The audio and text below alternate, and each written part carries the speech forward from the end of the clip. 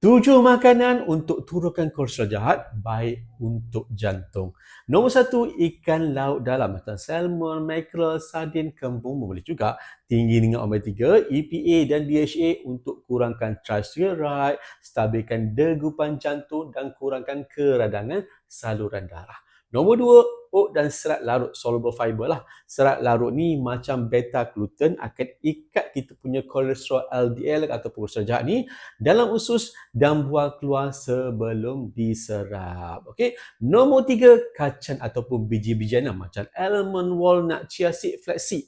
Ada lemak sihat dan phytosterol yang halang penyerapan kolesterol jahat LDL.